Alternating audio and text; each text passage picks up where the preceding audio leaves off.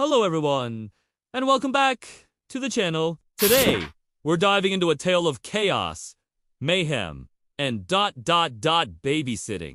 That's right, we're talking about one of the Minions' most underrated and frankly, most disastrous adventures. Forget stealing the moon. Their biggest challenge might have just been looking after one tiny human baby. So, grab your popcorn, because this is the story of the Minions' biggest failure. Babysitting a human kid. Our story begins on a spooky Halloween night. Gru and the girls are all dressed up, ready for a night of trick-or-treating and festive fun. Just as they're about to head out, a frantic neighbor, one of Gru's guests for a Halloween party, rushes over in a panic. Her babysitter just canceled, and she's desperate. Seeing Gru with his crew of little yellow helpers, she gets a brilliant, or perhaps a brilliantly terrible idea. Gru, darling, she pleads. Could you little guys, possibly watch my baby boy for a few hours? Gru, never the opportunist, and maybe wanting a moment of peace, agrees without much thought. What could possibly go wrong? They're great with Agnes, Edith, and Margot, right? He delegates a task to a trio of our finest, Kevin, Stuart, and Bob. Their mission, should they choose to accept it, is to keep one small, seemingly harmless baby safe and happy while the party rages on next door. The neighbor hands over the baby a list of instructions as long as Kevin is tall, and a mountain of baby supplies before rushing off. The Minions look at the baby. The baby looks back at them. The stage is set for pure, unadulterated chaos.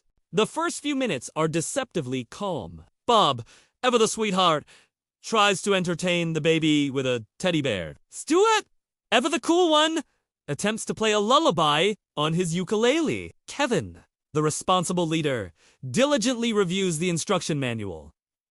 But this is no ordinary baby. This baby has a mischievous glint in his eye. The first sign of trouble, diaper! Duty! Kevin points to the diagram in the manual, then to the baby's diaper, and then at Stuart. Stuart vehemently refuses, shaking his head and pointing his guitar at Bob. Bob just looks confused, holding up his teddy bear as if to offer it as a sacrifice. While they argue in their classic Minionese, the baby sees his opportunity. He's a crawler, and a fast one at that. He zips off the playmat and heads straight for the most dangerous part of any house, the kitchen. The Minions finally notice he's gone, and absolute panic ensues. They scramble after him, slipping and sliding on the polished floors. They find him in the kitchen, giggling as he pulls out every single pot and pan, creating a symphony of clangs and bangs that could rival a rock concert. Stuart, thinking he's helping, starts using 2 pot lids as symbols, only encouraging the baby further. Kevin, meanwhile, is trying to baby-proof the cabinets with duct tape, which of course, he gets stuck in. Their next challenge.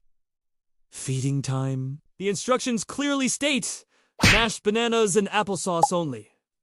Simple enough, right? Not for the Minions! They see the word banana, and their eyes light up. They bring out a whole bunch of bananas, not to mash, but to juggle, wear as hats, and use as pretend phones. The baby, unimpressed, starts to cry. In a moment of desperation, Bob shoves a whole, unpeeled banana into the blender. You can guess what happens next. The blender lid flies off, and a geyser of banana pulp erupts, coating the entire kitchen. The Minions and the now silent baby in a sticky, yellow mess. The baby, surprisingly, finds this hilarious and starts clapping his banana-covered hands. The chaos escalates. The baby, now energized by the banana explosion, discovers the television remote with a few random button presses. He switches the channel from a gentle cartoon to one of Gru's old black and white monster movies.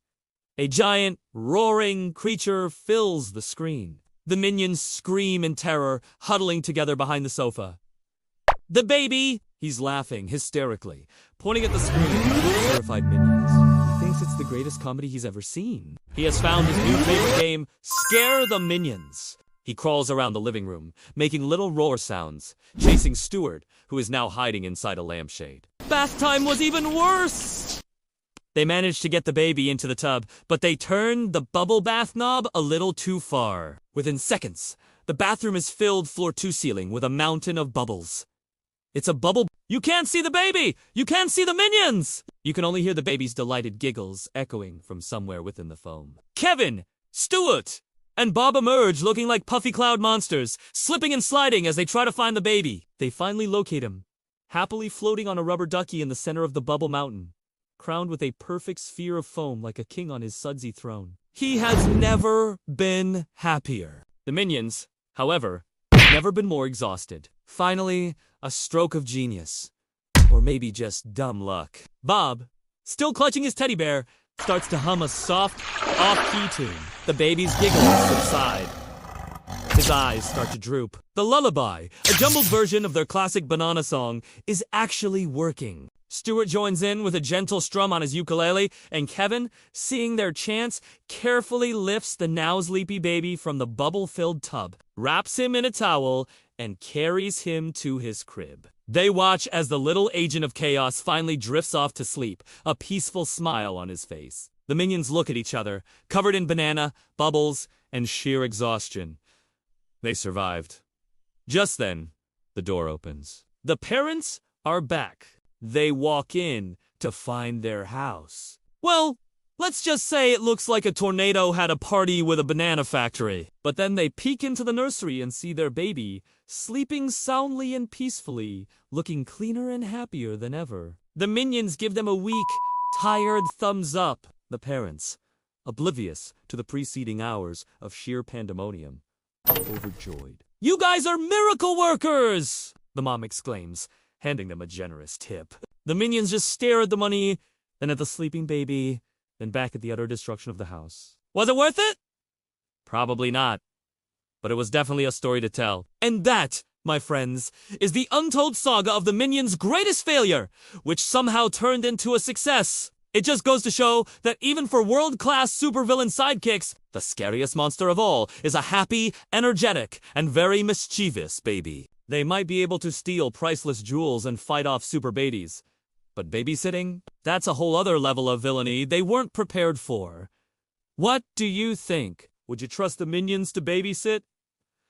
Let me know down in the comments. Thank you so much for watching! If you enjoyed this deep dive into Minion Mayhem, don't forget to hit that like button and subscribe for more content just like this. Ring that notification bell so you never miss another video. Until next time, stay awesome and maybe hire a professional babysitter. Bye everyone!